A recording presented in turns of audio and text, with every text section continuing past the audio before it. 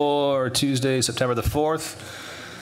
And so tonight's agenda is a little bit different. Okay, and I just want to remind everybody, this is not a public hearing. So, but what we are going to do is we're going to double the maximum amount of time from 20 minutes to 40 minutes. And then we're going to have people speak for 2 minutes. Now, if you've already sent a letter in, we've read them all. Okay, so you don't have to do those again.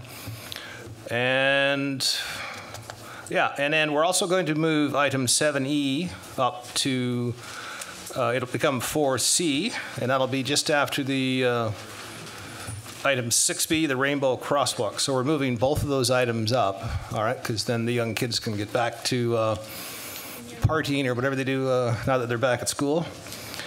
So, so I'm going to call the meeting to order, and I'm going to open up the public participation period. And if anybody wishes to speak, please name and address, please. Is the microphone on?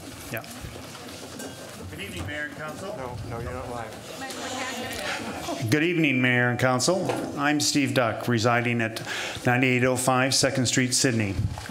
As the president of the Sidney Community Association, I'm here representing our members and Sidney citizens. We are strongly opposed to both of the development applications with respect to the land occupied by the existing fire hall and parking lot B. The Sidney Community Association wants you to reject these applications. On behalf of its members and all Sidney residents, we ask, why is council and staff not following the current guidelines of the official community plan and downtown local area plan? Please explain the reasons for going outside these plans.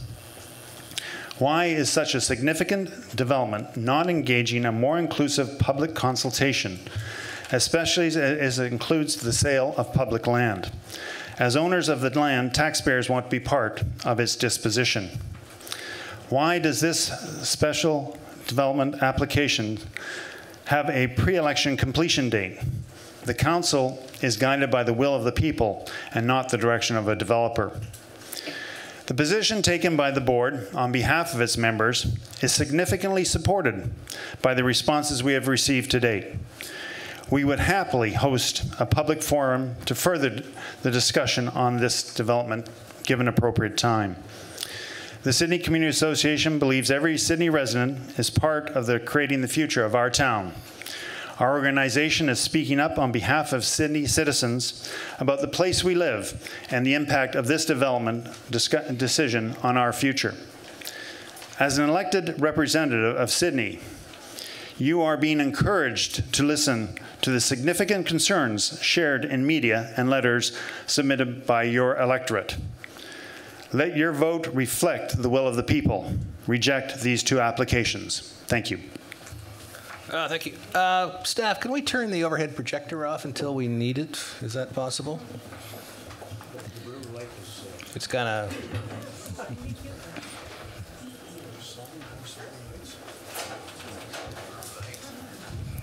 There we go. Thank you. Oh, please. Okay. I'm Terry O'Keefe, 2067 Piercy Avenue in Sidney.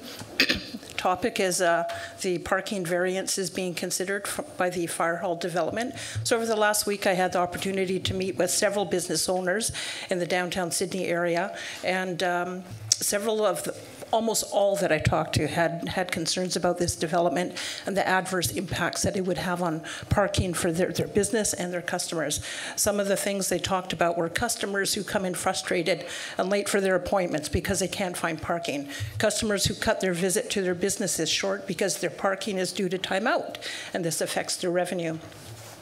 Customers who tell them that they've started going elsewhere because it's too hard to find parking in Sidney. Lack of loading areas, which results in either circling a block for a long time or parking blocks away or parking in the middle of the street, which is busy, unsafe, and impacts the flow of traffic. Customers who say they circle around the blocks for 10 minutes or more looking for parking. This leads to additional exhaust emissions and does nothing to support the town's goal around quality living environments. Many business owners mention that their survival is dependent not just on our local Sidney community, but from individuals from further afield in the Gulf Islands and Langford and Oak Bay. Sidney in the past had come to be a place where people would, take the drive out here to do a bit of business, have a bit of lunch, and enjoy the waterfront. But now they're you know, it's getting to be too frustrating for them to do that because parking is an issue for them.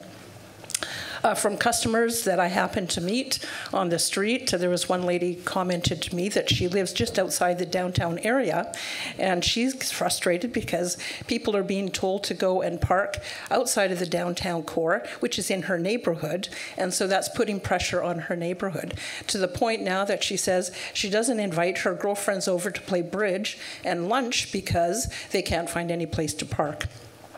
So this is not only impacting businesses. Okay, thank you. Yeah, I forgot to mention I don't have my timer, so we have a cell phone using the timer over there, and the bell just means the 2 minutes is up. I will not use 2 minutes. Mr. Mayor, members of council, my name is Newton Hockey. I live just 1 block from here at 9904 3rd Street. I did send a letter in, but it was not included in your package for some reason. And I don't know why, because it predated some letters that appeared afterwards. I'd like just to read it to you. Dear Mayor and Council, I request that the decision to approve the development proposal for the fire hall site be delayed until the considerable variances applied for can be discussed by the public. A short period for discussion in the summertime is not appropriate for such an important issue. In particular, the height of 6 stories will create a dark tunnel in our otherwise open and friendly town. The only justification for this is that a developer can make a greater profit. The idea of forcing a decision by a date just prior to the election sounds like political blackmail to me and to many others. Secondly, the existing parking problem for residents and their visitors in the area will be further aggravated. One has to be a resident to appreciate the issue. Even without variances, the problems will increase.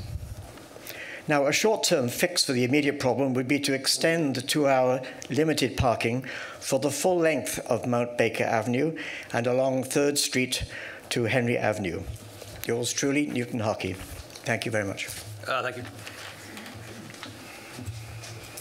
you. David Calverley, 9655 First Street. There was some dismay expressed at the August 13 meeting regarding a limited response to the limited options in the recent parking survey. Let's take a look at a couple of examples where the citizenry actually did respond. Tuesday, February 9, 2016, on 4th Street. 31 written submissions, 25 opposed, 6 in favour. 22 verbal submissions, 18 opposed, 4 in favour. Development approved. February 22, 2016, 53 written submissions, 49 opposed, 4 in favour. Apart from the applicants, 31 verbal submissions, 27 opposed, 3 in favour. Development opposed. Think of Gateway, infamous. 140 written submissions, 2,035 signatures on a petition, 43 signatures in favour. The development approved. Maybe apathy is not the problem, maybe it's frustration. I challenge those people who are running for re-election this time. Let's think about it, let's give it a real test. And I would say, make your position clear in your campaign literature, go door to door, talk to people in the street and explain to the electorate what your intentions are. Don't confuse them by bringing up the red herring of the public safety building. That will be built regardless of the decision on this development and with minimal financial impact on each household. If you're convinced of this development's merits as well as that of the other 6-story buildings on 3rd Street, say so and ask the electorate to back your position by voting for you. In the meantime, defer this position until immediately before the election. Thank you. No applause, please. Actually, at public hearings, this is the same as a court of law. All right? So please be respectful to council and also to the fellow people who are going to speak, because people speak both for and against, right? And everybody should have their voice heard. All right? So please respect everybody in the room, whether you're for it or against it, and applause is not allowed. All right? Does everybody understand that? It doesn't matter. Any council meeting is the same. This is the same as a court of law. All right? So, anyways, go ahead, sir. My name is Adrian Kershaw. I live at number 10466 Rest Haven Drive in Sydney. I'm very, very much against this project. It strikes me that the male councillors on the council who are going to vote in favour of this are simply covering their backsides. I beg your pardon. The male councillors are simply covering their backsides. They made a really interesting decision on the new fire hall, and it may have been an egregious mistake, it may not, but nevertheless, you are going to make an egregious mistake when you approve the variances so that the developer may help cover the significant cost overruns on the new fire hall and reduce the impact on Sydney taxpayers. The scale of this project, in my mind, is completely at odds with the desire of most Sydney residents to maintain the human scale of the downtown and adjacent areas. And in the loss of public parking spaces and the fact that many of the building's residents will have to park on the street, you have a recipe for a town planning disaster. It strikes me that the male councillors who are supporting this proposal are mirroring the way they behaved with respect to the Gateway project. They are not listening to the communities they should be doing, but are acting in an arrogant, insensitive, and cavalier manner, because apparently they seem to think they know what's best for Sydney, and more so than the rest of us do. So if those councillors do approve this project, they may as well resign themselves to losing the upcoming election, as far as I'm concerned. Finally, I'd like to thank the 2 female councillors who opposed this and the Gateway project, and indeed thank the 1 male councillor who's voiced opposition to this proposal. As to increasing our city taxes to cover the cost of the fire hall, my wife and I are quite comfortable with that, provided we maintain the current look and feel of the downtown of Sydney. But we are not in favour of electing those councillors who may approve this project. Thank you. Good evening, Mayor and Council. My name is John Trelevin, 10134 3rd Street in Sydney. This town is well managed. The process is what was meant to occur. I know that the staff and the APC and yourselves have done everything that was required of you to get to this stage. The issue are the variances. You've been elected to make those kind of decisions on behalf of the community. The difference, of course, between this project and every other project that has taken place is that we are the owners of the property. And when you set the variances and you negotiate with the highest bidder for the property, you are assisting in sharing the tax burden that we will bear. I would urge you to make the decision tonight to go with what the process in this town has set out, and suggest to you that from the time this project got started, got talked about, which is about a year ago, I think, until now, 12 months is a long time, nothing was secret. Meetings of the APC are not secret. Lots of information on the town website. The issue does appear to be those variances.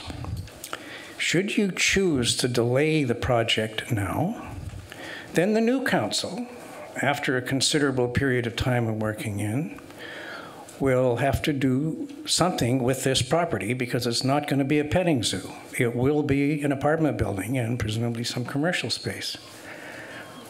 If you choose not to support, not to go ahead tonight, then when that project comes back onto the market, we'll have a very clear indication, very clear, as to whether it should have gone tonight with a willing buyer, a project that meets healthcare needs, community services building needs, and the financing of this town. I wish you well with the decision. We have a timer, please. Can you please keep your comments to yourself, or go outside if you feel you have to talk, please? Thank you. Good evening. My name is James Hope. I live at 9586 Waxwing Place, and my family has been part of the community here for just about 30 years. My wife and I strongly oppose the decision being made this evening. We think that, and we support very much the issues of social housing, a diverse community, and a high quality of living here in Sydney. The variances demanded or by the process or have resulted through the process are very inappropriate. They're contrary to the OCP. If there is support for 6 stories in this community, we should go ahead and amend the OCP and address it in a broader form where cumulative effects, the impact on infrastructure, and other considerations can be made.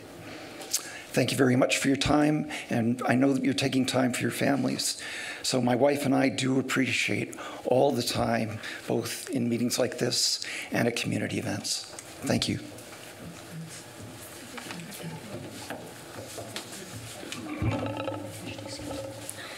Hi, my name is Heather Carley. I live at 9601 Lapwing Place with my 4 daughters and husband. We're here tonight to speak on an issue that may seem trivial to some, but is actually really important to many in our community. We would like to speak in favor of the rainbow crosswalk that's been suggested, and my daughters have created some artwork they'd like to give to the council, if that's okay. Oh, we'd be delighted. Thanks. Okay. Thank you so much, guys. It's a beautiful. Rainbow crosswalk signals to those that are entering our community and those who live here that this is a safe place that's welcoming to all kinds of diversity, and that's really important to us. In addition, the Peninsula Shores Girl Guides would like to offer their manpower if that could make this come to fruition. Thank you very much. Thanks.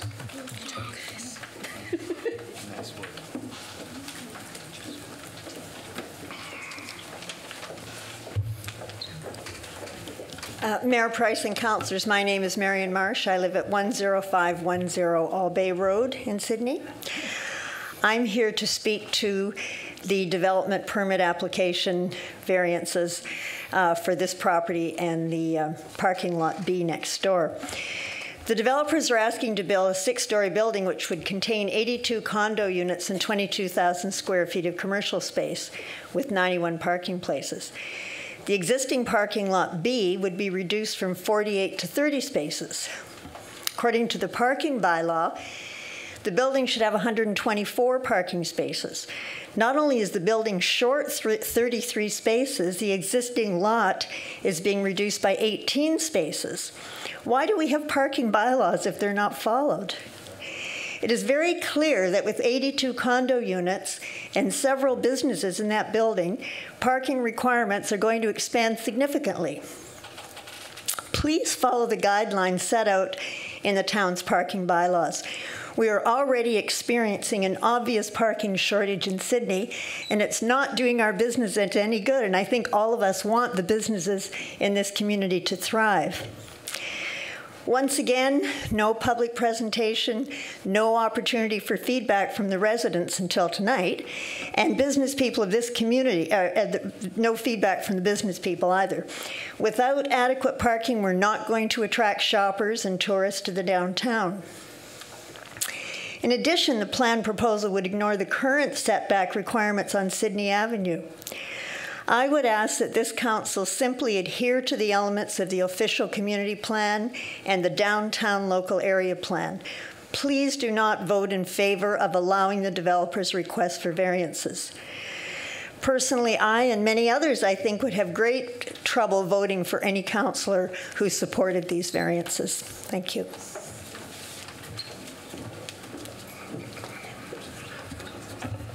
John Windus, 9997 3rd Street.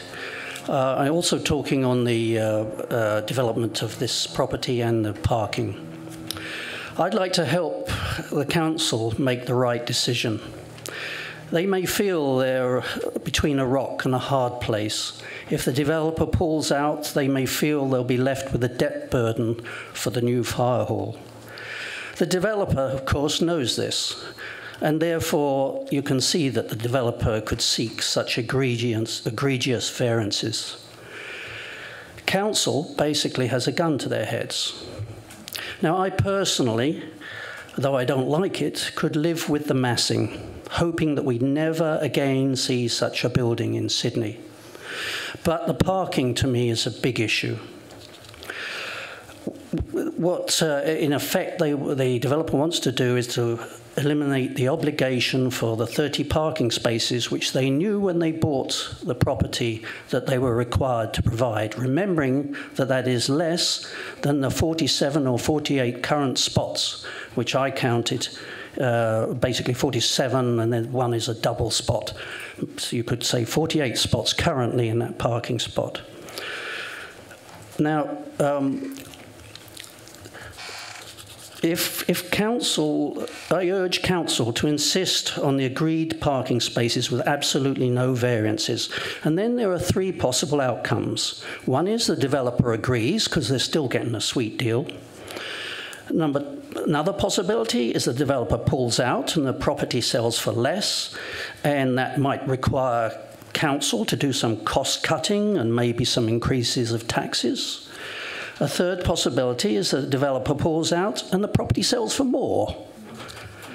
I, for one, do not like the developer putting a gun to our heads. I am prepared to take the risk. Please, no variance on parking. Thank you. Thank you.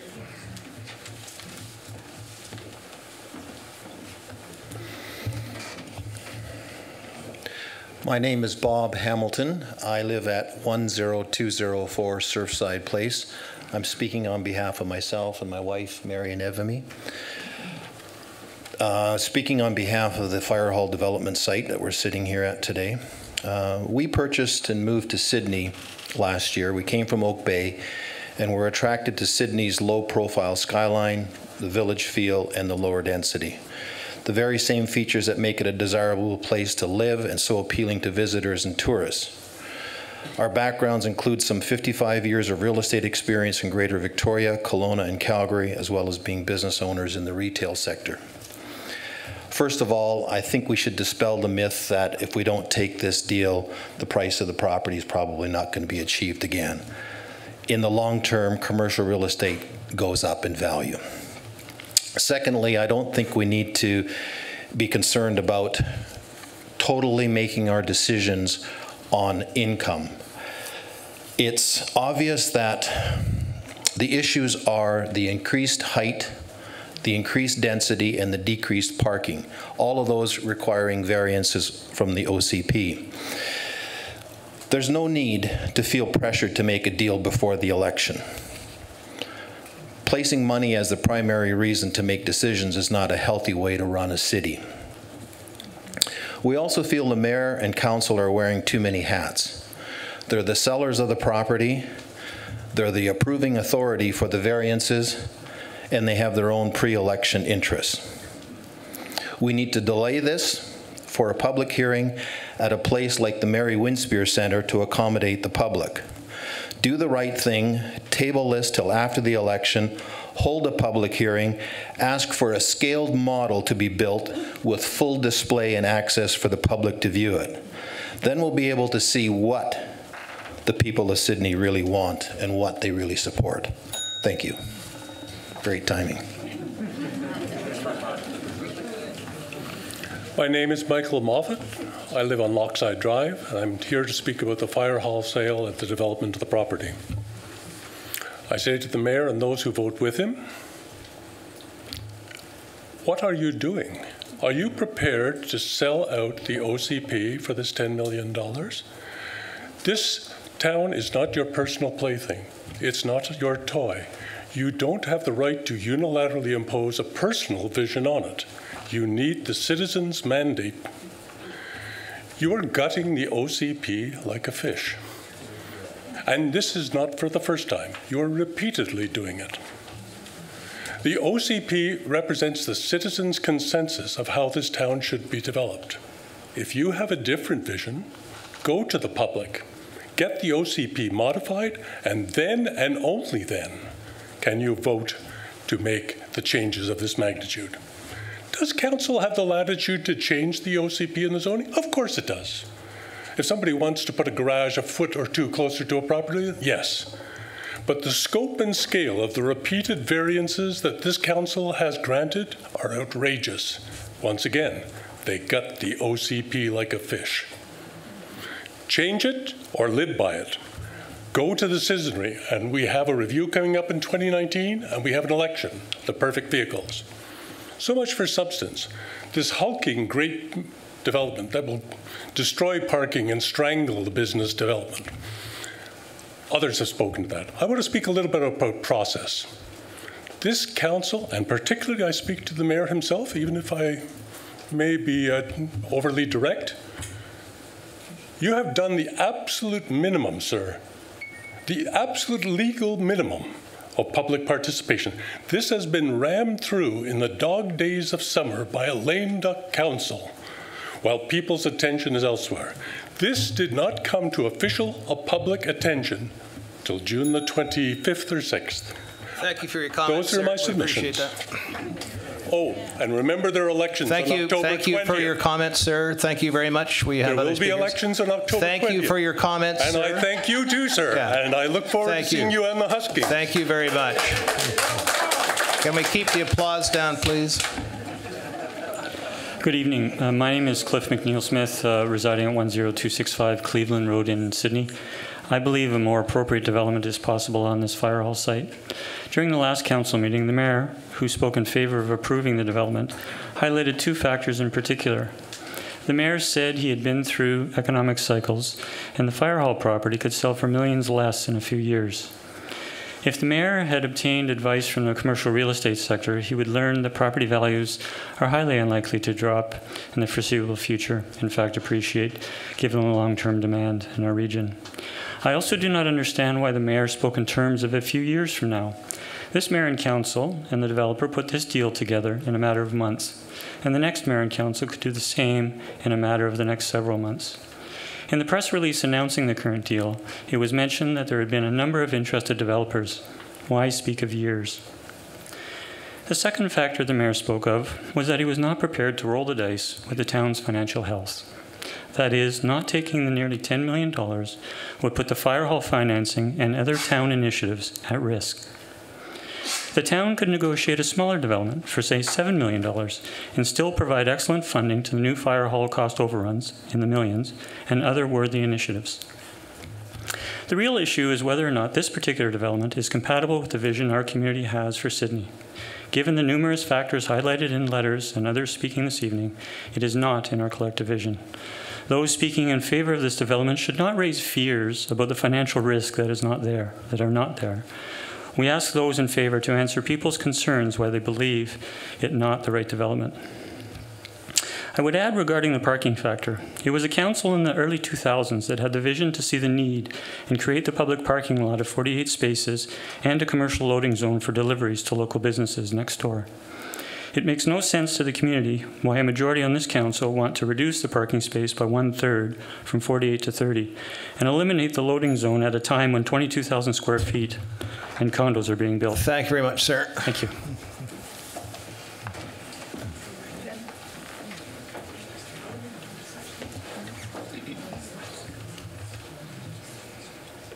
Thank you. I will be as fast as I can. I am Natalie Hitchmo. My address is Unit 304, 9805 2nd Street. And I just want to talk briefly to you about the why this development has to go ahead for the next election. And I think that is disingenuous on the part of the developer, because he obviously wants the pro-development council and pro-development mayor to approve things. I remember seeing in the Times Colonist an article about the development of the fire hall building, and the developer said, I'm going to pay $6 million, maybe more if I can get 6 stories. So I am quite sure that another development lower in height would still see $6 million, which would amply pay for the safety building overruns. And if we wait till the next election is passed, we could have a development that would be good for the developer, the townspeople, the people who want to rent, and the families. Townhouses with suites. Thank you. Thank you.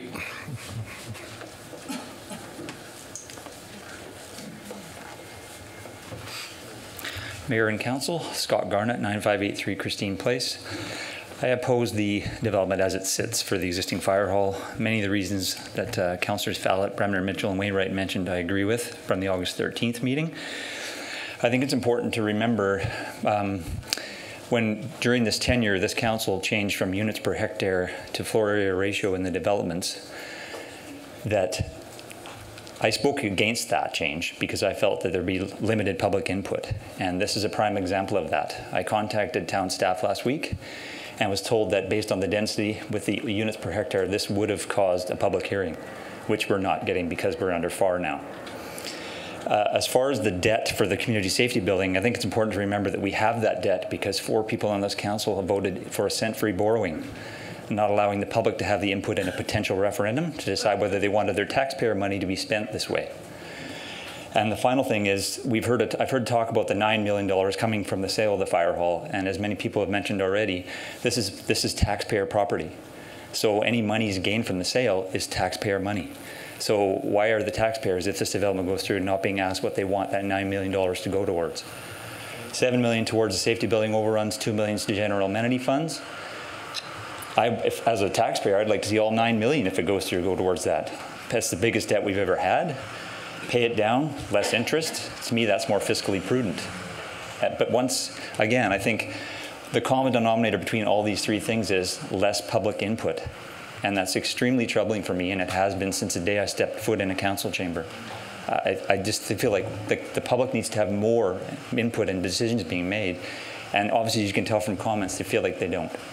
So please give this a lot of thought when you make this decision tonight, and consider that this is a real jewel in our community, and I'd like to see it be developed better. Thank you.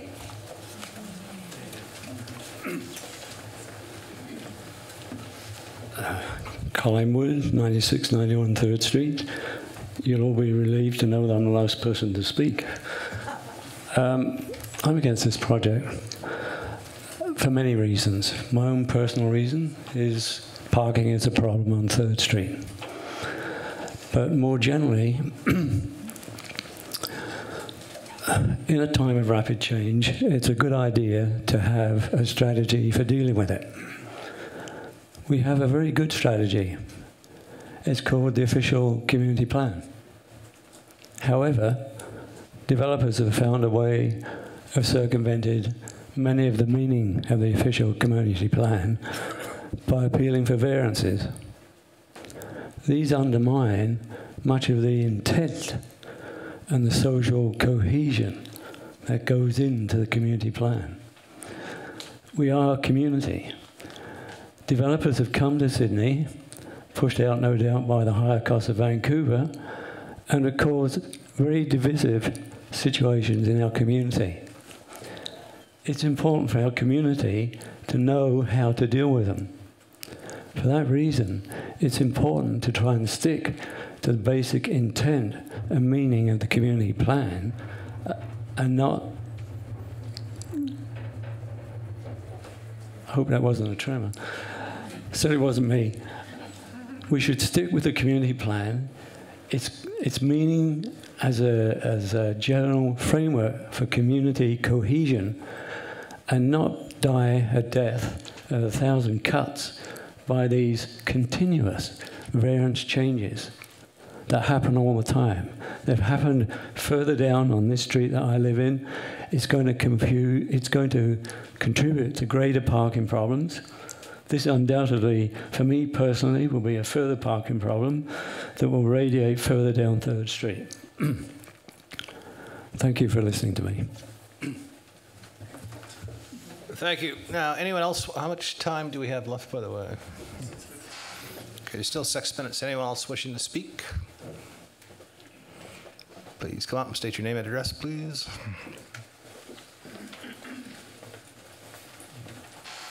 Good evening, Mayor and Council. Thank you for tonight.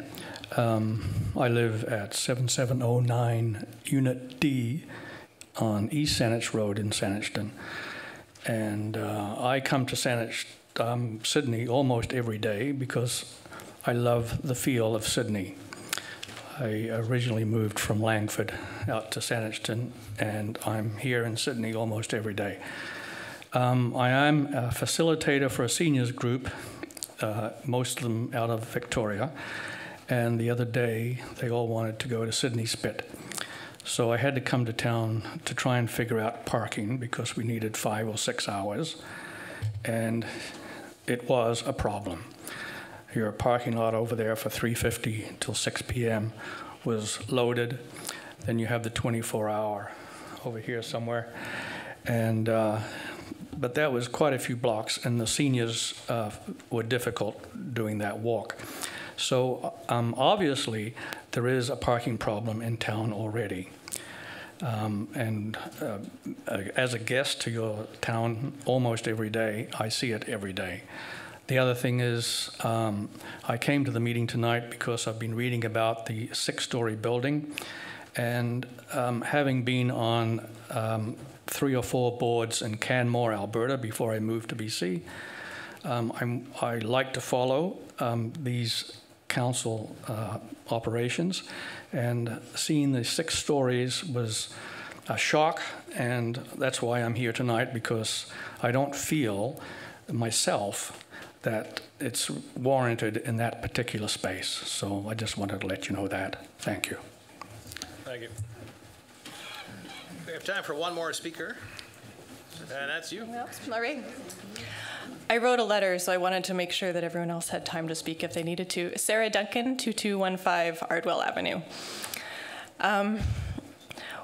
I wanted to hear what everyone else had to say before I came up and reiterated what was in my letter.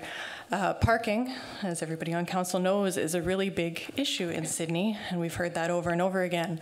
And to that end, council actually came and staff came and they put together a special parking issue of the town talk, and it was wonderful. It was all the kind of data and having done an actual study of the specifics in this town that we actually need to find out whether it's just individuals who have their specific, whether their specific experiences are representative or not.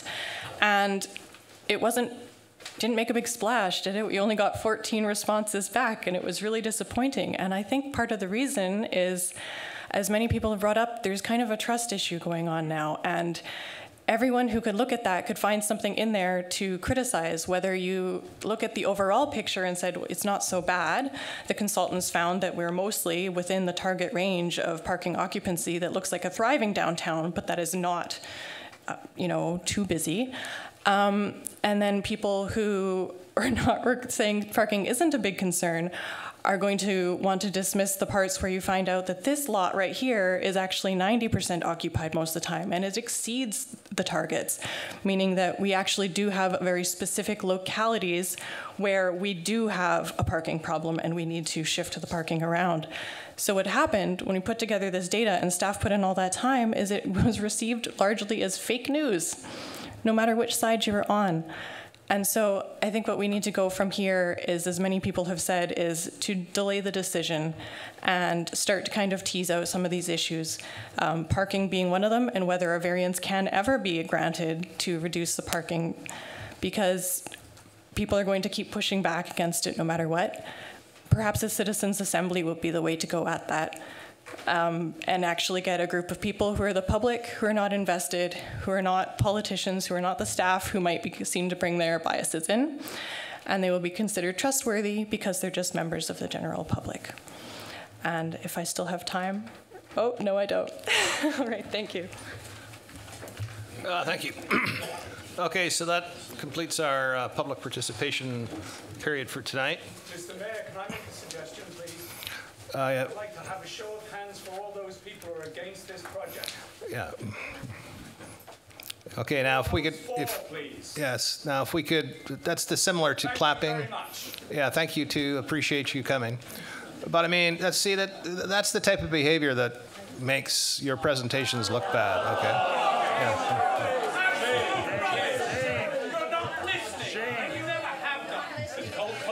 Like I mentioned initially, you know, you should treat and respect these chambers like the court of law. Okay, and if you did this, and if you did this in a court of law, they just clear the court. I'm not going to do that tonight because that would take away your rights to speak.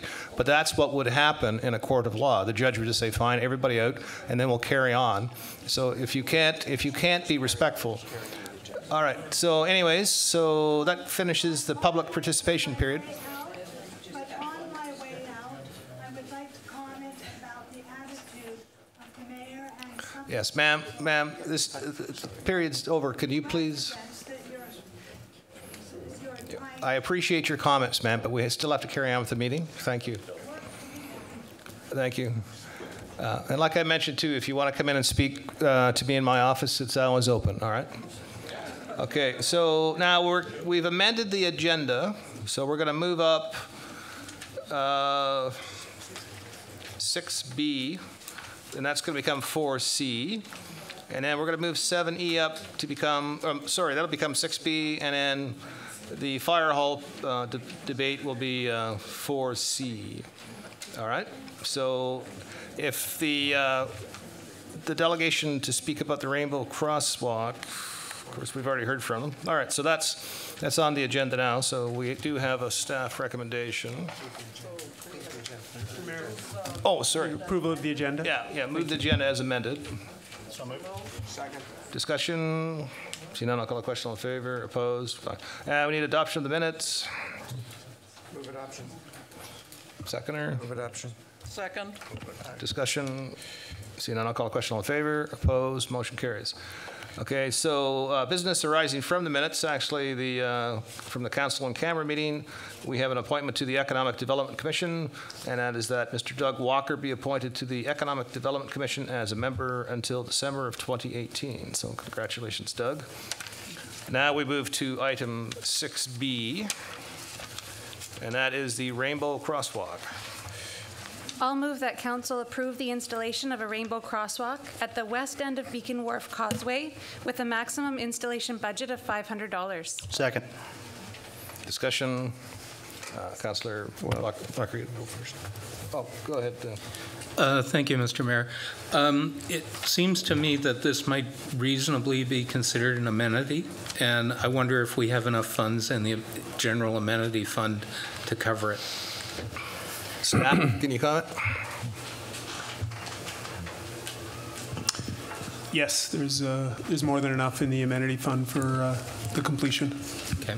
So as a friendly amendment, I'd suggest that we pay for it out of the amenity fund.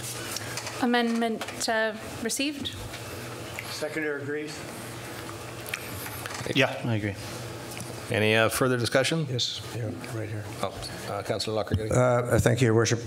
Reading the staff report, we have comments from the ICBC Road Safety and the Manual of Uniform Traffic Control Devices for Canada, Transport Association of Canada.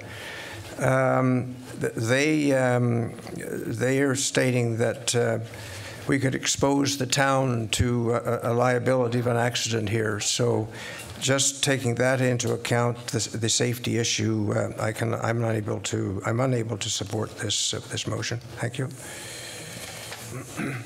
Any further discussion?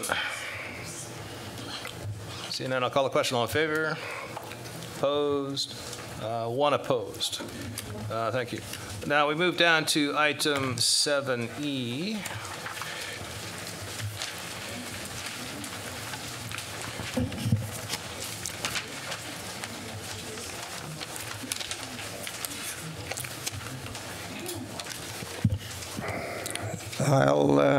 If you're ready, I'll move that the variance permit be approved and the development permit be approved subject to the conditions of Council Resolution number 2018.28.406. Second.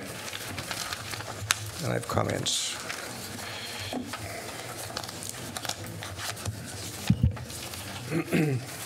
I have some comments, Your Worship, and I think these are warranted at the time. Having listened to comments this evening and read all the input and hearing from friends and neighbors, I think it warrants me to give a bit of a background here so that everybody understands where we're at in this particular proposal. So on the 10th of October 2017, almost a year ago, requests for expression of interest for sale of fire hall site and parking lot B with the proviso that purchaser provide a minimum of 30 town-controlled public parking spots. That was carried unanimously by the council and risen from in camera that evening. The next item was the 26th of March 2018.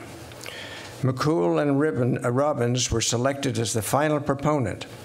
It should be noted that the successful proponents went through an extensive tender process, along with other qualified developers interested in purchasing the two parcels and redeveloping them upon the town's current OCP, which included the local area plan approved in October 2008, unanimously by the council of the day. The winning submission included a purchase price of $9 million, with the potential to increase that amount should council approve additional square footage up to a maximum floor area ratio permitted under the current zoning. This was carried unanimously by council and risen from in camera when the town successfully negotiated the formal purchase and sale agreement. On the 16th of May of 2018, the press release stated the above unanimous decision by council. This project went through all the required legislative rules, went through the Advisory Planning Commission twice as a result of a design review.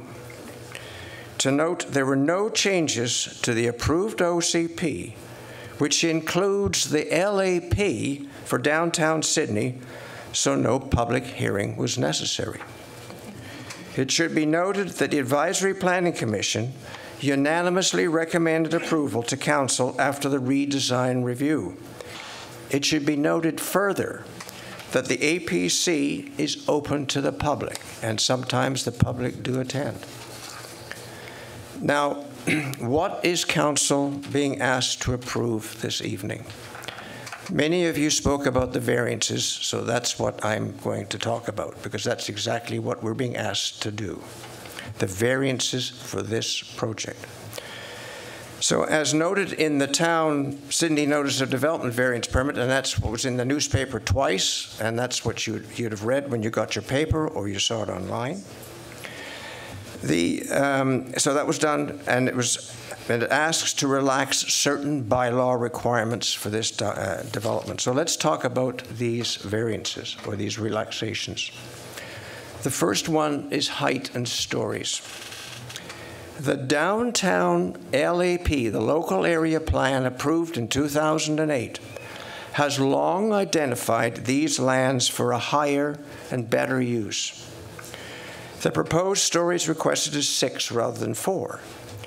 This variance is supported by policy in the local area plan, approved in October 2008, and is a subset of the OCP. These building sites are located in a downtown block that has the potential to allow up to 6 stories. The maximum height would be 21.2 meters, vice the 15 meters. I support this variance. The next variance was a minimum front setback. And this is as a result of APC's deliberations. The redesign caused this variance. To note, the original design did not need this variance. The setback reduction is a result of moving forward the balconies on Sidney Avenue in order to further set back stories, resulting in fewer units, I think there are 3 fewer units, for sale.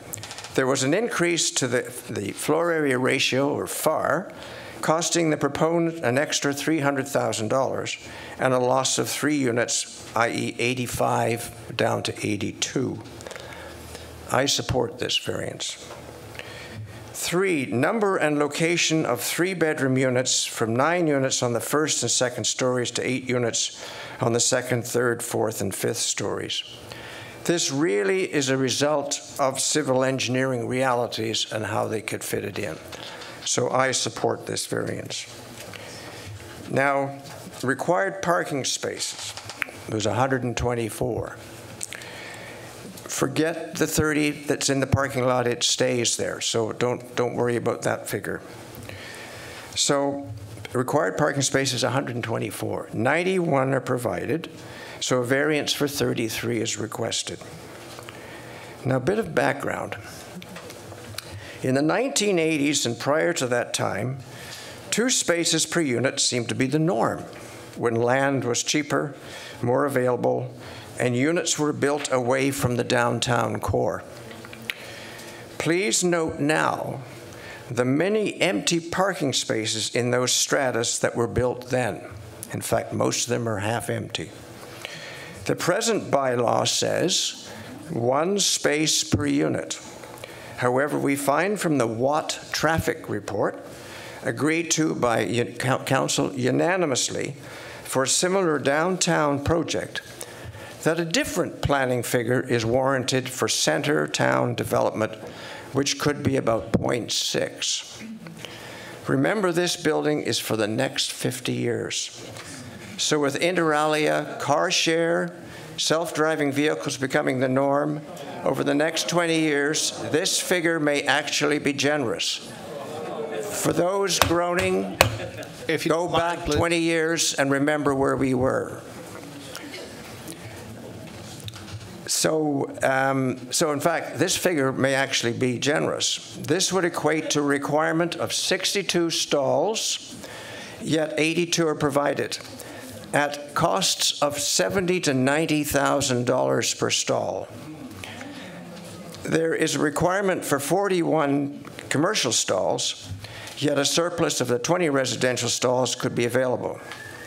To note that all residential stalls are being decoupled from the residential units in order to make the cost of individual units less expensive, and those who wish to purchase a stall may do so.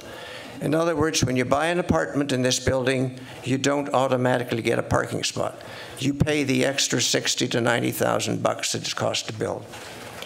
To recap, 91 parking spaces, 82 residential and 9 commercial, are provided initially at 1 per residence. But using the Watt formula, only 62 are required, giving us 20 surplus available for the commercial if needed. Bylaw says 42 for commercial development. The development already provides 9, and with the 20 surplus available gives us a total of 29. Now, a councillor recently did some calculations on social media and mentioned that the new employee parking lot, presently under construction near Mary Winspear Centre, could be used as a factor. If memory serves me correctly, this lot was approved for use in the main by those employees now jockeying around for on-street parking. Employees use this new lot would then give up more downtown 2-hour parking spots and therefore make more spots available to customers during business hours. However, as this particular building is in the eastern portion of town, and human nature being what it is, these particular employees may wish to park elsewhere. There is a concern held by some that after the employee parking lot is complete, it will take some time to fill up. When this proposed old fire hall site building is completed in about 2 to 3 years, there will be an extra 8 2-hour parking spots on the 3rd and Sidney, where now no parking is allowed. Rough totals provided in various guises and commercial customer parking would be 37. And I understand the developer is going to provide 20 moto shares as well, so that makes it, that's a good addition. So taking into addition the complexity of the numbers I've just mentioned, the cost of construction per stall, there's no such thing as free parking. I am able to support the variance, especially as the number could be less than expensive. So I'm therefore I'm able to support the main motion to approve the project. Thank you, Your Worship. Thank you, Councillor. Councillor McLennan? Yeah, I'd just like to speak to the parking variance itself. I mean, one of the major things here is that we're not actually talking about the variance to actual parking spaces. We're talking about the in lieu of those spaces, because they don't actually have to provide the spaces in the bylaw. So what they have to do is provide $10,000 per space they can't provide.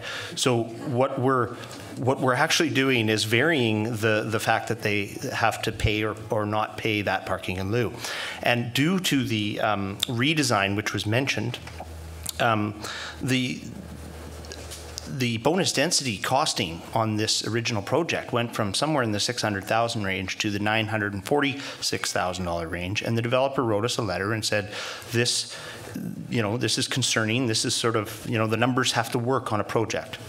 And at the end of the day, they asked us to vary that bylaw, which would make them pay the $330,000. That's what we're talking about here.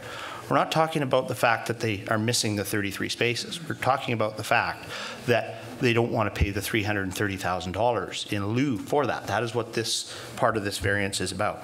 So the next part of this that is sort of interesting is the timeline. People came up and talked about the timeline, trying to push this through the dog days of summer. Well, unfortunately, business doesn't shut down in summer. We're not going to just shut down and not do the business of the town. I mean, that's what we have to do. The project comes forward. We're doing business. It just so happened that this is the timeline. The next one, which comes up quite often, and I've seen it in a lot of letters, is really talking about the close date, or the date that this has to be approved. And that is really when we're talking about the sales of a property. When you've ever bought a home, your realtor on your behalf has gone and made an offer, and that offer has a time clause in it. And that is just the facts. That's a fact. They have time clauses. And in most cases, once the time runs out, the deal is dead. Well, in most cases it is. The deal dies, you have to renegotiate. You have to renegotiate. And if it's months down the road... if you could please listen. Thank you. So, and I really don't, I mean, that's simple business. That's just... And that's fine. You could choose to not like my comments. That's fine, but that's really how it is. So that's fine. That's fine. And at the end of the day, it is one of these deals that we don't normally do. I mean, normally this council, one guy buys from this guy, buys from that, gets a property, brings it forward, and we discuss the merits of the project. This is different. This is a sale. So that is tied to this approval. And that's just the nature of this sale. So as Councillor Locker-Goody stated in the other variances, when you really dig down on this project and look at the variances being asked for, I agree with them. Any other comments from council?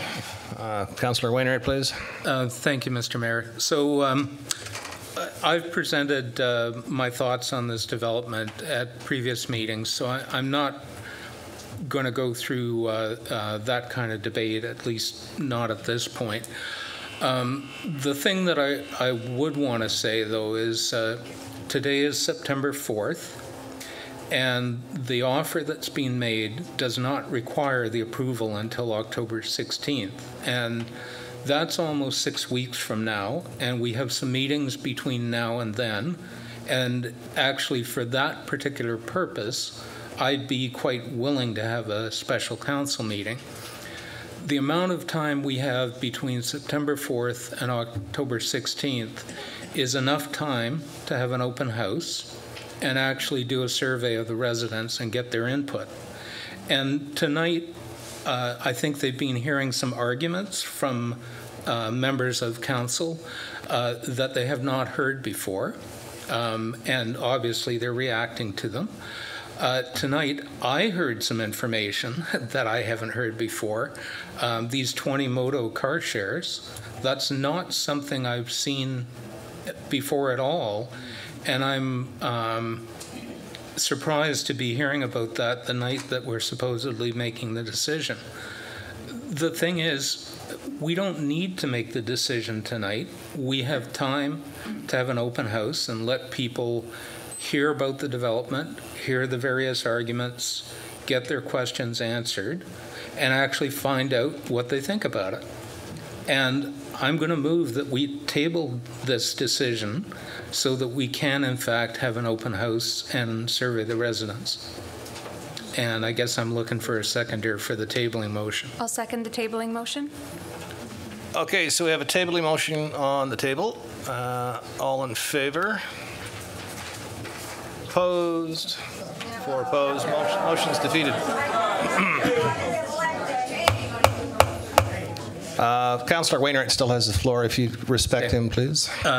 So thank you, Mr. Mayor. For the audience, I can appreciate there may be some strong feelings, but I'm going to echo the mayor that I don't think it's constructive to the discussion tonight to have heckling or whatever. Your big opportunity is the election that's coming up. The comments, though, that I'm going to make are this particular development is about the size of the landmark building. It's pretty big. I don't consider that this fits my vision of Sidney. I also don't believe that it fits the local area plan and the OCP. And I appreciate that council has quite a bit of flexibility in how to interpret it. The question, though, that I'd have for my colleagues, particularly the ones that are running for re-election, is does this development, like putting the $10 million aside, does this development fit your vision for downtown Sidney? Because I think the voters are going to want to know that before the election. And if your answer is that it doesn't fit your vision of the downtown, then it would seem that approving this development is indicating to the voters that if somebody puts enough money on the table, you're willing to put your vision for downtown Sidney aside. And I think the voters want to know that too. So this is my question for the incumbents that are running through the chair. Does this development fit your vision for downtown Sidney? Councillor Browner, please. Thank you, Mr. Mayor. I've got pages of notes, but I'll keep it brief. Because I've heard significant opposition to this project, because I believe there's more design options available than what we have considered, and because I believe we can still secure a large investment to the town by continuing the negotiations, I am not prepared to support the proposal as it's currently presented. Thank you. Councillor Fallon, please. Thank you. Thank you to everybody who spoke this evening, took the time to write letters, send emails. One of the things that has come through for me is there is a lack of trust, unfortunately. And I think we have to bring the conversation about the CSB into this. The majority of council made a decision to borrow the money for the CSB. And it was one of the largest, or the largest borrowing in the history of our town. And I think it was deserving of the community to have their say in it.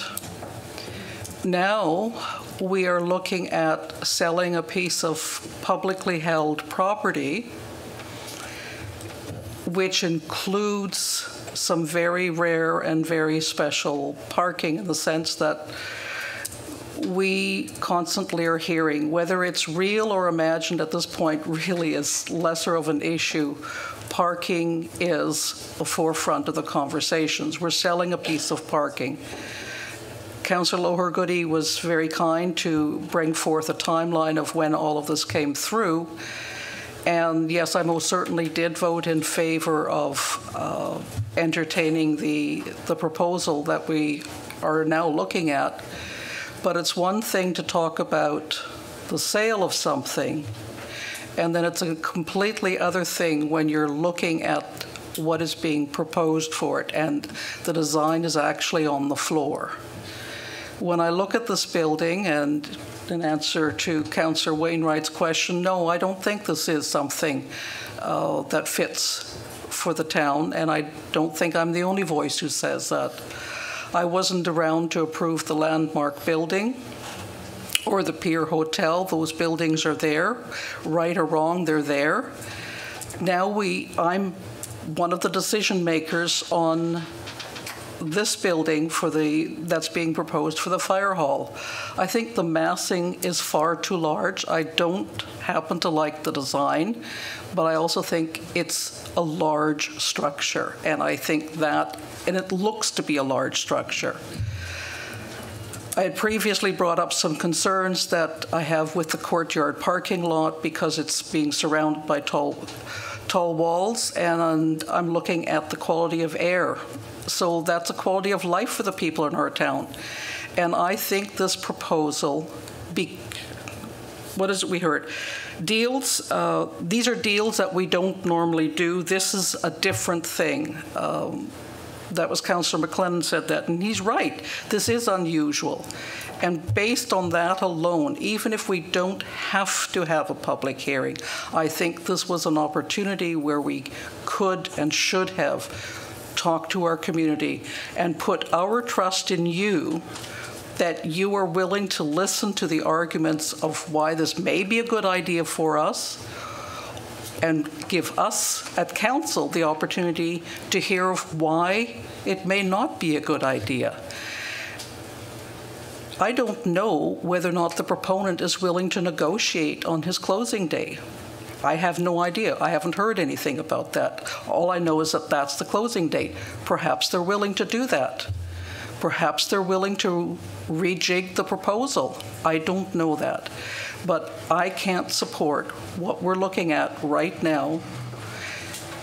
And I have to vote that way because I'm hearing a lot of voices that agree with me as well. When we do an OCP review or any of the portions of the OCP, we sometimes have between 50 and 100, maybe 200 people that participate in those reviews. And the town listens to those numbers and says the community has spoken. I think this is a large show of community members who are speaking and say, let's just slow down. Yes, it's a huge amount of money. All the more reason to let's make sure that this building that we've just heard will probably be there for 50 years. Because at the end of the day, the 50 years, people aren't going to say, oh, we got $10 million for that. They're going to look at the building. So let's make it, this is a unique piece. It's on public land. It was our fire hall site. So let's make sure that that makes it special beyond the fact that this is about $10 million, which may pay off a lot of debt and which may go towards affordable housing. There's other ways of doing it. There's more ways of doing it. I don't think we should just say, it's $10 million, never mind the design, let's take it, I'm sure it's good. Thank you. Thank you, Councillor. Anyone else wish to speak? Any other comments? Councillor McLennan? In Mervyn Locker, Councillor Locker-Goody's mentioned this this potential for parking in lieu moto share, and I think it might be a way to at least help a little bit in mitigating some of the issues that some see happening here with parking. So if I may, I would make a friendly amendment that we would add that to the conditions of any said vote. So is that? It's been moved and seconded. Any further discussion? All in favor? Opposed? 2 opposed. Councillor Wainwright and Councillor Fallon. So any other discussion from council? On the main motion. On the main motion. Yeah, okay, so I'll call the question on the main Oh, it was actually an amendment to the main motion, so I don't, yeah. Okay, yeah. So is the main motion as amended? It'll be the main motion as amended when we vote. It's a friendly amendment to the motion, and it would be that that the developer would add 20 car share memberships as a requirement before the approval. Right, yeah, so the vote will be on the main motion as amended for the 20 extra moto car shares. We're retaking the vote? Is that what we're doing? No. No, just when we vote eventually. It's just on an amended motion. So it's the main motion of the main, voting on the main motion as amended. As amended. You voted against it. Councillor Fowler. Thank you, I do know. Yeah. Just want to be clear what we're voting. Okay, well, I've just got a couple of comments, just from what some of the information that's been passed out tonight, and from the letters. So part of it is this rush to sell. This, as it's been mentioned, this was started last October. It was unanimously chosen by council back in March. And that's out of all of the proposals that we saw. So that we're 11 months into this, so this isn't something we're trying to ram down anybody's throat. Okay, this has taken a long time. The project has been vetted by our Advisory Planning Commission and also unanimously approved, excuse me, unanimously approved by the APC. So that is the guiding light that I use to make my decisions on if it meets the community's needs or not. Okay, the APC is the voice of our community, okay? That's the community commission. That's the community commission that oversees, and quite often they reject proposals. They say, sorry, gone, right? So anyways, so I'm just telling you how I base my decisions, okay? If you just give me a chance, thank you. If you give me a chance to finish, and then you can carry on heckling after. Okay, so anyways, so I mean, I put a lot of weight into our community organizations, the same as I do with the Economic Development Commission, if they give us recommendations, right? The Advisory Planning Commission, and also the voice of council and the voice of the people, all right? But I also speak for the silent majority. I speak for the other 11,600 people that aren't here tonight, all right? So could we please not heckle? It's not helping. Okay, and as I think the $9.9 million sale price is an excellent price for the property, and we can't get into the details because it's still in camera, but it was one of the better ones, that's for sure. The fact that we could put $7 million towards the construction costs of the new CSB to help keep taxes down is a big one for me to make my decisions. Another one, the council has wisely, I think, set aside $2 million for general community initiatives, so that the next council can basically hit the ground running to try to do their best to solve the doctors' crisis, medical clinics, more affordable housing, and this will all be with no tax increases to the public. So, but without this, if we wanted to do those same things, we'd have to have like a 50% tax increase, and then there again, the seniors in our town could not afford that. So I make my decisions on how do I balance looking after the seniors population, people on fixed incomes. How do we bring in more doctors? How do we bring in more housing? Okay, all of those things have to be factored in. I know you all have your own opinions on how things work. This is just how I've factored in, but it's always in the community's best interest. Okay, when I make these decisions. We're going to get $200,000 to $300,000 on top of that for new tax revenue every year. So when you think about it, right now we have a parking lot and a fire hall which pays no taxes. Now it's going to give us $200,000 to $300,000 a year. So over 10 years, that's like $3 million. All of these things that we do to help support our town, or if we want to try to keep, we could potentially have 0% tax increases forever if we can, have enough revenue coming in to cover our costs. Okay, so, and I know it's important for people on fixed incomes, once again, our seniors population, especially pensioners, that we keep costs down as much as we possibly can. The $600,000 towards Affordable Housing Fund, which we have just created this year, and I think it's already got a couple $100,000 in it. So with that, now we can partner with senior levels of government, and we can build more affordable social housing in town. And I've heard there's been a lot of comments about, well, why don't we put affordable housing here? This particular project, it just wouldn't be affordable. But what we can do now, though, is we can actually build housing that'll be managed by the Capital Regional Housing Corporation, or maybe by Beacon Community Services or BC Housing, right, for people who are truly in need in our town, right? Because not everybody can afford their own condo. Not everybody, a lot of people struggle with rent. So this is where we'll have, subsidized rents, shelter rate, whatever it takes, so we can look after the whole broad spectrum of our population, right? And that's another thing as the mayor and the CEO that I really weighs heavily on me is how do I look after everybody, right? So that's one of the reasons. And we get another $300,000 in just general amenities. So that can be used in the surrounding areas for community art, street furniture, whatever the next council, it won't be this council, whatever the next council decides. And I'm sure there'll be a lot of public input about, okay, what would the public like, right? And they'll say, okay, we want more trees, we want this. That's what we put in. So those are just some of the general points. So basically, just to sum it up, with the approval of this project tonight, we pay down debt. We have the tools to immediately work and help solve the doctors' crisis and the housing crisis. We keep future tax increases close to zero, and we also beautify the core area of our town. So I'll be voting in favor. All right, so I'm going to call the question. Mr. Mayor, sorry. Just one final word, and it's because I was listening carefully to what you said and how APC's seen it twice. They were unanimous on the recommendation, and you are guided by the APC. So I'll just remind council that APC did not recommend giving a variance for 33 spaces.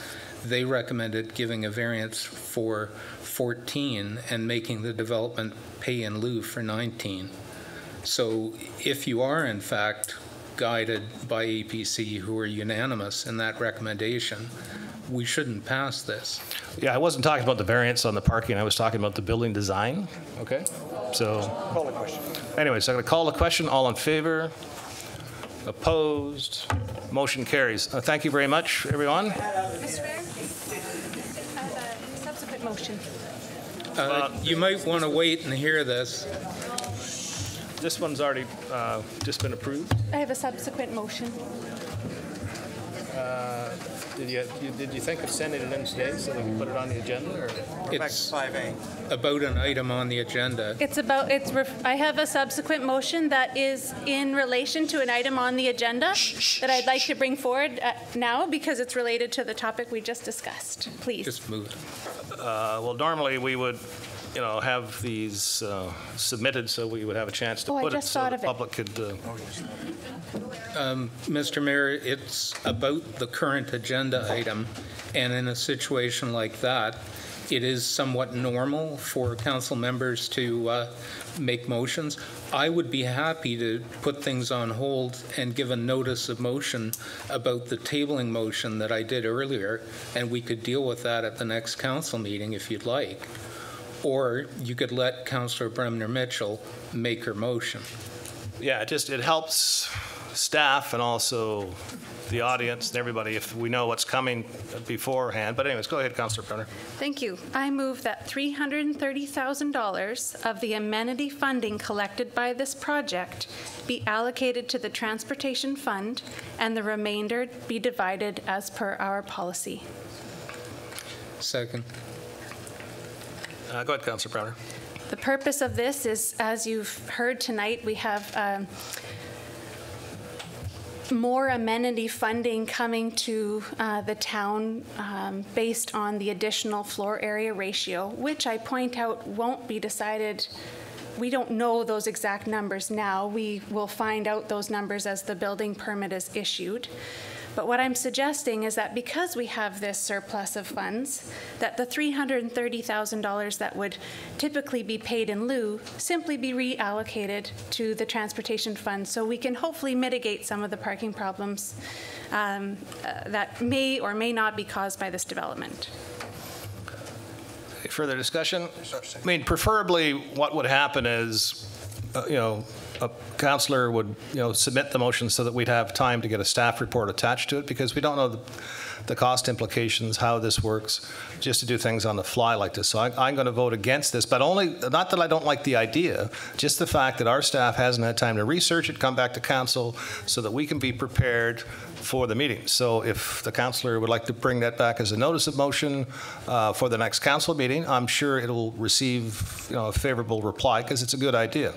But we shouldn't do things without the benefit of using our professional staff. That's what we hire them for. Okay, so I'm opposed to people winging it. So. Okay. Through you, Mr. Chair, to staff, any concerns about the motion? Do a notice of motion.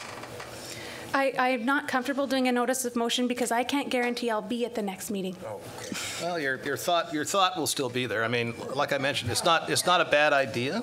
We need the benefit of a staff report. Perhaps you could call the question, Mr. Mayor. If you're finished, yeah. So all in favor? Opposed? Motion carries. Well done. Okay, we're down to item 5A, the Advisory Planning Commission meeting from August the 21st. I'll move that the minutes be received. Second. Discussion. Seeing none, I'll call the question. All in favor? Opposed? Motion carries. Just wait a minute for the mass to clear. Yeah, sure. I have to leave it this one. Oh, right.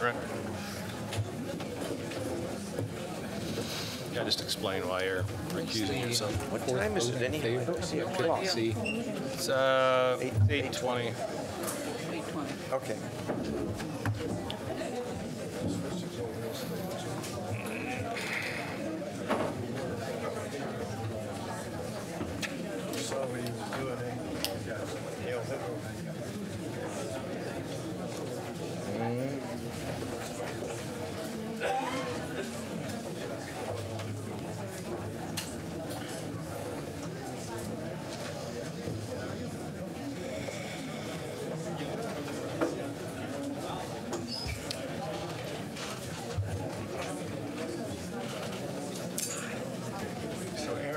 When do you do? Michael? Is there somebody looking after you? Yeah, try not to do it.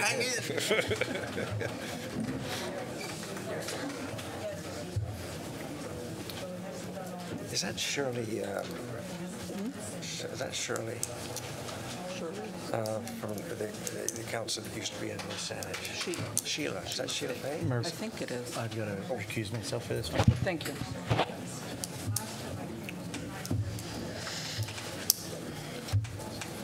Okay. Thanks. I have to recuse myself for this item AR1. I have a conflict of interest as I currently hold the maintenance contract on that property. There are two recommendations, Your Worship. The Planning Commission, the first one is reference to development permit application number DP 100762 and development variance permit application number DV 100265, 9861 3rd Street, to allow balconies and eaves to project into setbacks, reduce the driveway aisle width, and to change adaptable unit requirements in order to construct a 4-story multifamily residential development. The Planning Commission recommends, and I so move, that the variance to relax the adaptable unit requirements be denied. 2, can everybody hear me? The noise in the back? Okay. Owners and tenants in occupation of property within 75 meters or 246 feet of the property that is subject to a development variance permit application number DV 100265 to allow balconies and eaves to project into required setbacks and to reduce the drive aisle width. Be notified regarding the proposed variances, and any written correspondence received be forwarded to Council at the time of consideration of approval of the variance. 3, development permit application number DP 100762 for the form and character of a 4-story multifamily residential development containing 34 family dwelling units be brought before Council for consideration of approval if Council authorizes the issuance of the development variance permit. And as conditions of approval of development permit application number DP 100762, the property owner shall, prior to the issuance of the building permit, A, provide additional information prepared by a professional engineer confirming the functionality of the reduced drive aisle width prior to the application being presented to council for approval. B, alter the building design to add stone veneer in place of the white panel siding on the west elevation and wrap the patios around the south elevation of the building to provide more connection to Sidney Avenue. C, submit a report by a certified consultant arborist to the satisfaction of the Director of Development Services, Engineering, Parks and Works, and the applicant complies with the report recommendations to protect the 3 existing boulevard trees on 3rd Avenue frontage, as well as protect the fir trees located on the adjacent property to the east of the proposed development. D, pay to the town a deposit in the amount of 115% of the estimated cost to complete the hard and soft landscaping for the development. And E, register a restricted covenant on the title of the property prior to the issuance of building permit, prohibiting the future strata council from passing any bylaws that may restrict occupancy of the building based on age. Second. Discussion. Councilor Mitchell. Thank you very much. If I could ask a question through you, Mr. Chair, to our council liaison to APC. Why is APC recommending that we deny the adaptable unit requirements? Okay. If you remember, that was based on all of them are going to be adaptable, but it was on Sanage's program or plan, and ABC did not agree that there was the problems of maneuvering in bathrooms and stuff like that. So what'll happen? It'll go back to our standard of X% of units being adaptable, but adaptable to our standard, and that was why it was done. Okay. Thank you.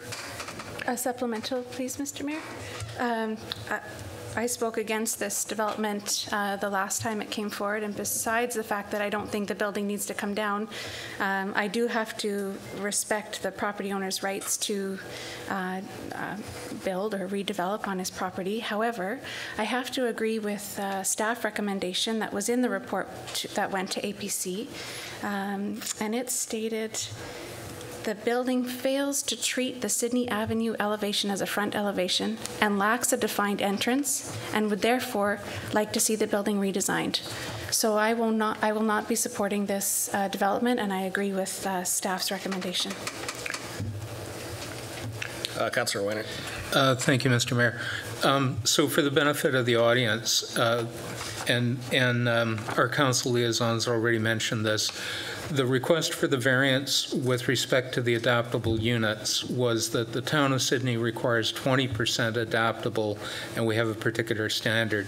And they proposed 100% adaptable using Sanage's standard. And APC had quite a discussion about that, and they felt there was a good reason to stick with the Sidney one, and the developer had no issue with that. But they had initially proposed the 100. So that's why that one's denied, and that's why they made the request. The other one I'm going to comment on is the drive aisle width reduction. They're doing that actually to save some trees. And APC looked at that pretty hard. They're requiring them to get an engineer to confirm that everything's going to work, but I think everybody's on board of wanting to save the trees. And there was actually a substantial redesign. I attended this particular APC, and they really did, I think they addressed the issues. So I don't see personally the need for to send them back for yet another redesign. I'm comfortable seeing this one go forward with the notice of the variance. Further discussion? Seeing none, I'll call a question. All in favor? Opposed? One opposed. Councillor McLennan can come back in now. Thank you.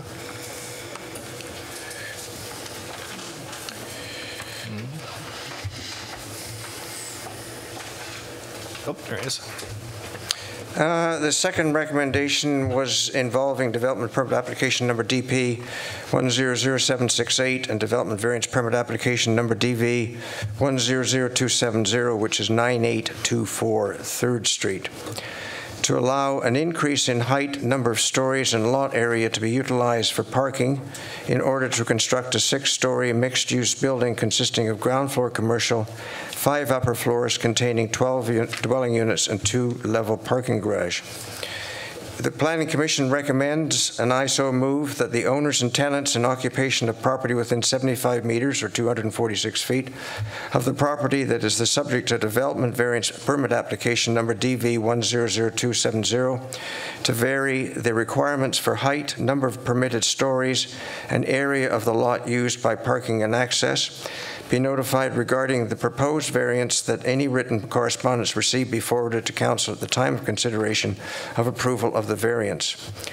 2, that development permit application number DP 100768 for the form and character of a 6-story mixed-use building consisting of ground floor commercial space and 12 dwelling units be brought before the Council for consideration of approval if Council authorizes the issuance of a development variance permit. 3, that as conditions of approval of development permit application number DP 100768, the property owner shall, prior to the issuance of building permits, A, address design guidelines number 21.3.27, awnings and canopies, and 21.3.40, utility kiosk location, to the satisfaction of the Director of Development Services, Engineering, Parks and Works. B, review and address any areas where adjacent windows or balconies may overlook one another and adjust window locations to provide screening to mitigate privacy impacts. And C, pay to the town a deposit in the amount of 115% of the estimated cost to complete the hard and soft landscaping for the development. And 4, that as conditions of approval of development variance permit application number DV 100270, the property owner shall, prior to the issuance of building permit, A, register a restrictive covenant on the title of the property with the town as a signatory, prohibiting the future strata council from passing any bylaws that may restrict occupancy of the building based on age, and B, register a statutory right-of-way for future public access over the portion of the property measuring 3 meters in width and running parallel with the west lot line for the full extent of the property between the north and south lot lines. Second. Discussion. Councillor Fount. Thank you. This is the current ambulance site building. When I looked at it, I was pleasantly surprised at the design of the building. I think they've married it fairly well between the Meridian and what will eventually be the Star Cinema building. Thank you. They also came in with some innovation to ensure that adequate parking spots were there by using a car lift to go to the underground parking lot. So I don't have any real issues. Here it is a 6-story building, and a few minutes ago I denied a building that was 6 floors, and you might say, well, you're talking out of both sides of your mouth. There is something else going on. This is in the center of the block. It is a smaller building. There is airspace between it and the building to the west or to the south. And there is a difference. It's not just about 6 stories. There are other issues. The other thing that I have to compliment the design on is that they have maintained the right-of-way on the west side of the property. So that is a mid-block walkway that goes from Sidney Avenue and hopefully will eventually go up to Beacon Avenue. So I am in support of this building. Thank you. Further discussion, Councillor Browner. Thank you, Mr. Mayor. I'd like to thank staff and APC for including the recommendation to review and address any balconies and privacy issues. It's hard to see those things with just the drawing, so I appreciate that recommendation. The variances, there are 3 being requested on this property, I believe are supportable based on the size of the property. And as Councillor Fallett mentioned, it's positioning between 2 relatively tall buildings as it is. I think if we were to approve a 4-story building in between these 2, it might not fit. And they have been creative with their roof line. So I will also be supporting this moving forward to the notification stage. Thank you. Councillor McLennan, please. I sort of echo the same things, and I think this was a sort of a unique property, and a great idea came forward from a neat little property there, and the way it sort of goes from the 5 up to the 6 stories. One thing with 6 stories, a lot of people have some issue with 6 stories and density and height for that matter in the town. But one thing I think we overlook quite often is the fact that all these properties we're seeing selling in Sydney and being developed are sort of singularly owned right now. And when you do a development, and this is something that I know that one of the gentlemen that spoke earlier said, you know, you better go to the doorstep and tell people what you think and what you would like the future to be. And I think that density in our downtown is a good thing. I think that when we look to the future, we end up working ourselves into a bit of a corner if we keep on with 4 stories. Because what happens is this property sells from an individual owner to many owners. And in 40 to 50 years, when it's time to grow, it's pretty hard to get 50 owners to sell the property. And I know that stratas have these 80% rules, but as you can see in this room tonight, it's sometimes hard to get everyone to agree. And you may be saddled with poor development. That's why variances are around. So I like this, and I think that the future, you know, we have to do a little bit of growth in certain areas, and I think this is a great area for it. So I support this. Any further discussion? Okay, yeah, I just got a couple of comments. And part of it is the fact I like this because it conforms to the Downtown Land Advisory Plan, which is an attachment to the OCP. Right, and this was a vision that was created back in Don Amos's day, and actually Councillor Wainwright and Councillor Chad were on council back then when it was unanimously approved. But that vision is what we're following today. That's the guiding light we're following, is what was laid out by Councillor Wainwright and Councillor Chad and Mayor Don Amos. And I really have to compliment them on, you know, the work they did back then, and they did it with a steering committee made up of all community members, right? And this was the vision that the town's people spoke of back in 2008, well, 2006, 2007, 2008, right? So that's what we're following today. So, and it's good. And as Councillor McLennan said, I mean, this is where we want the density. This is where the density was envisioned, well, 10 years ago, almost exactly 10 years ago. And once again, I want to thank Don Amos for doing a good job back then, right? Because that document has served us well. There will be a comprehensive review in 2008, and then there'll be another steering committee. There'll be more community involvement. It'll take about a year. It'll be cost about $200,000, and then we'll have the community's revision on the current plans that we're following. But it's worked well. And I like the elevator, too, to the basement there. That's kind of, it's nice that he's managed to, because there is no way to build a ramp on a small lot like that. So, and we do have a lot of small lots in Sydney. So actually, in a way, that could give other property owners hope that they can still develop their property because they can just put an elevator in and still use the basement as underground parking. So that's kind of neat. All right, so seeing no other questions, I'm going to call the question. All in favor? Opposed? Motion carries.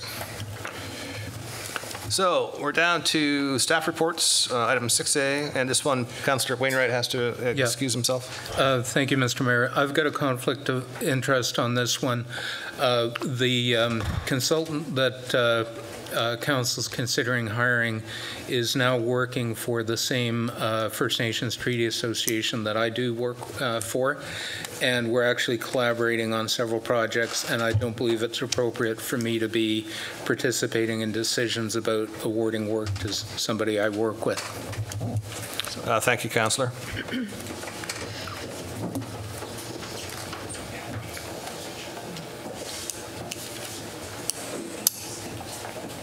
make the motion?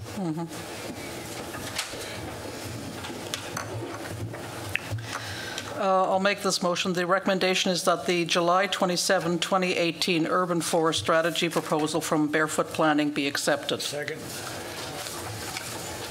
Discussion.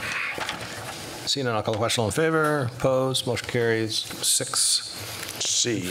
6 in favor. Yeah, so now we're down to item 6C. We'll wait for Councillor Wainwright to come back to the table. Might have been easier just to have earplugs.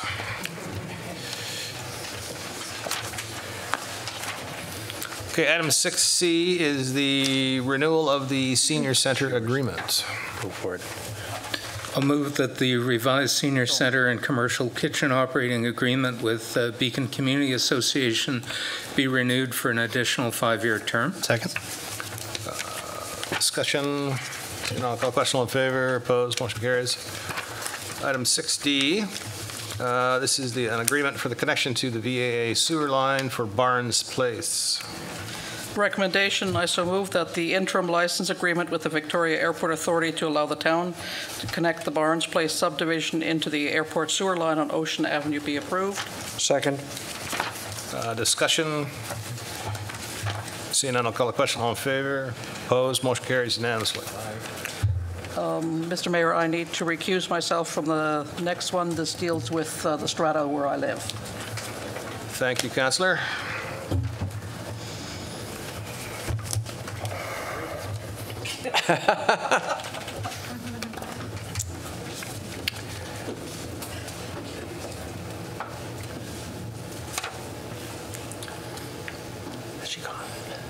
All right. Okay. I'll move that, sorry, go ahead. Go ahead, yeah. I'll move that the revised agreement with Summergate Village Strata Plan 761 for the town to maintain their privately owned sewer lift station and water system be approved as presented. Second.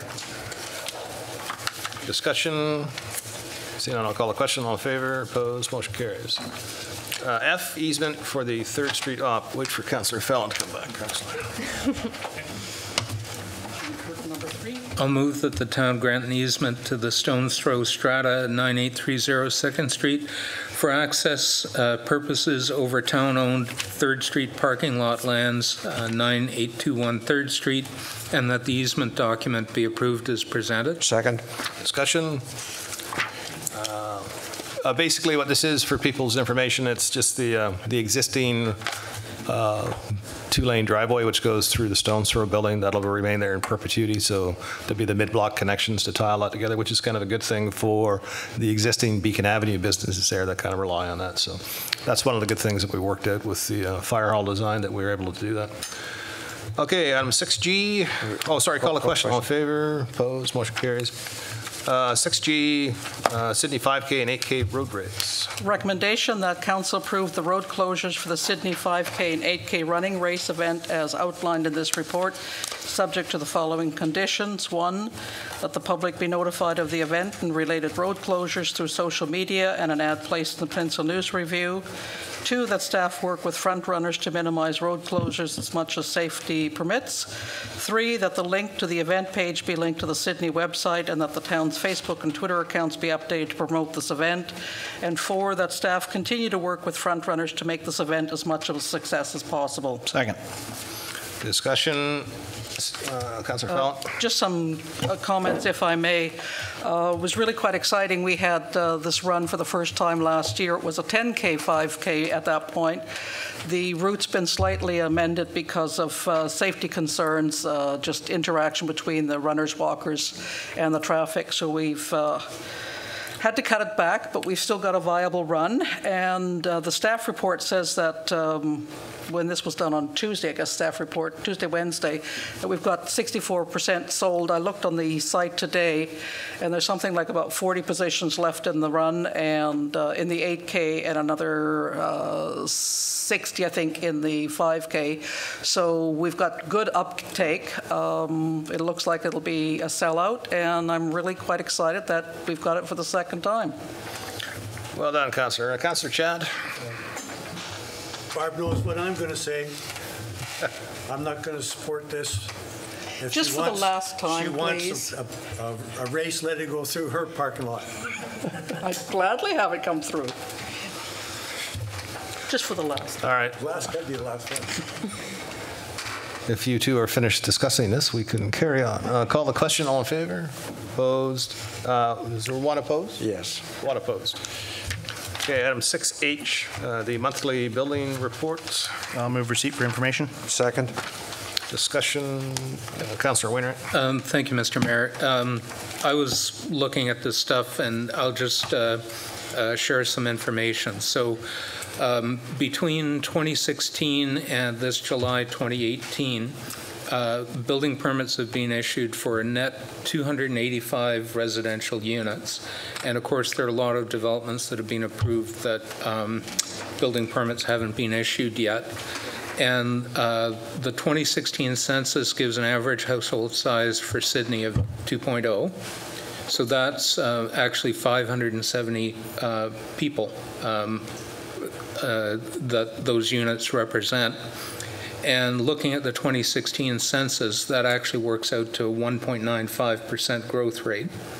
So the objective of trying to densify, attract more people, Mayor's task force, we seem to be very much on track with that based on the building permits issued to date. Thank you, Councillor. Call the question. All in favor? Opposed? Motion carries. Okay, item 7, bylaws, development permits, variances, and subdivision A, bylaw number 2162, tax exemption. I'll move that the bylaw be considered for adoption. Second. Discussion. Seeing none, I'll call the question. All in favor? Opposed? Motion carries. Item B, development permit application number DP100756 and development variance permit application number DV100261, and this is for 9850, 9858, and 9862, and 9866 and 9868 4th Street.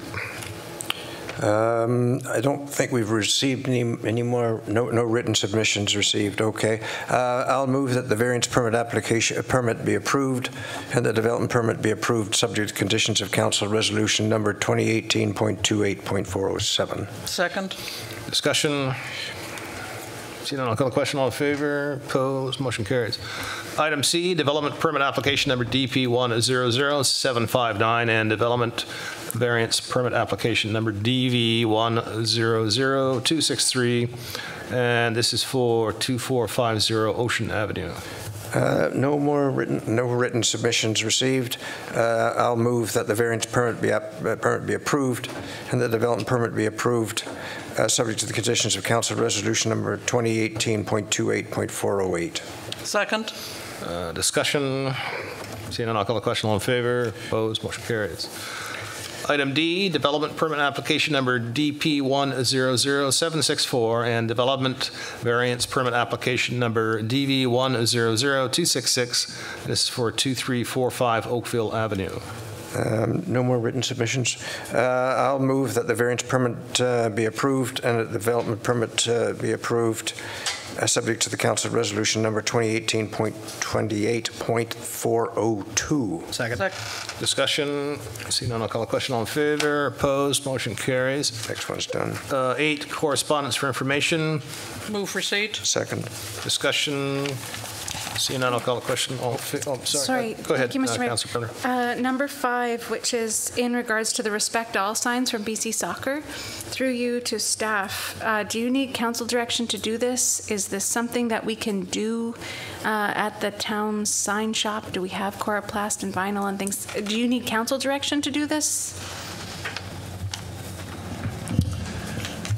Staff reviewed this, and from our perspective, it really wasn't something that we were prepared to sort of look at posting at the town hall. It's more for something that maybe they could consider at community associations, maybe Panorama Recreation, etc. So so our decision was not to post that. However, if council wishes to consider posting it, we'll take that direction from council. I believe the recommendation was for staff to create them and us post them on soccer fields and all-purpose fields around the community, but I support staff's decision. Thank you. Further discussion? Call the question, yeah. All in favor? I didn't make a motion. The motion was received. Oh, thanks. Yeah. Okay. All in favor? Opposed? Not opposed. Motion carries. Move adjourned. Second. Adjourned. Thank you very much for coming, everyone. Appreciate your attendance.